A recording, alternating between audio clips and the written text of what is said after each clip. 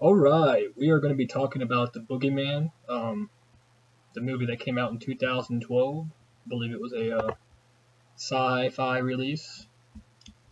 First off, this movie got terrible ratings. It was a 4.1 out of 10 on IMDb. Sorry. Um, Personally, I didn't think the movie was that bad. I'd probably give it like a 5 or 6 out of 10. Wouldn't be anything that I'd watch repeatedly, but it was worth watching. For starters, there's really no name actors in it, if you care about that.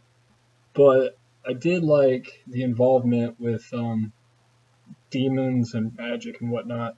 Although the movie really didn't take it into like a full circle of using it, it was still a good contribution with its involvement. First off, the cast is okay. The characters, as far as the movie goes, like scripted, you got Isaac, Jacob, Franklin, and the kids are basically I don't know how you describe them. They're brothers, so they kind of fight a lot and whatnot and try to prove themselves. And then you got Michael, who is one of the main characters, who is their father, and they lost their mother. So he's also a cop. And then you also have Rebecca, who is Michael's partner in crime, I guess you would say, who's also a cop, and they kind of have a thing for each other. Things get weird when we meet Skinner. Well, we don't really meet him, but Skinner dies, and he's basically this crazy old dude. And later on in the movie, we find out that, well, actually, not even later on. It's really earlier on with Rebecca's uncle. We find out that Rebecca's related to the man that lives in the trailer, and that Skinner was actually their father. And that's when we get into the hocus pocus ordeal with the demons and all the little weird shit. Uh, the kids, Jacob loses his phone in the place, so they go back to the crime scene because this guy died. They go back to the crime scene and try to find the kid's phone, which they cannot find. And this is where we meet the boogeyman, which the monster, in my opinion, is a disgrace because basically it's just this dude wearing a skeleton mask, I guess, and he basically just runs rampant, slaughtering people. And there are some really cool killing scenes, which is why I give this a 5 out of 6, or my bad, 5 out of 10, 5 to 6 stars out of 10.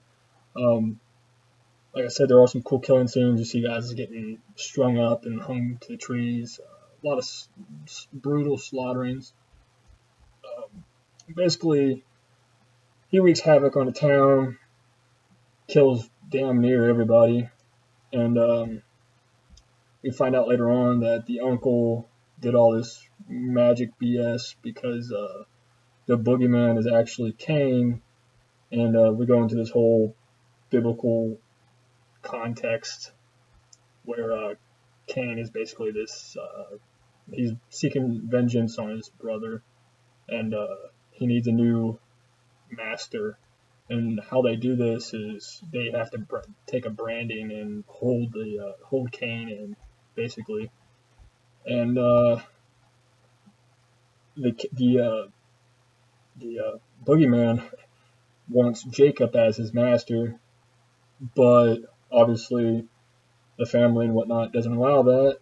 And Rebecca actually takes hold of it because that's what her family was. Basically, her uncle was a part of it, and so was her father, and that's why they're all nuts, so if you will. That basically sums up the movie. It was decent, worth watching, like I said. I wouldn't expect anything, amazing, but for like a low budget film, it wasn't bad. Like I said, it was worth watching if you're into those kind of films. Anyways, I am over and out. Hope you enjoyed. Peace.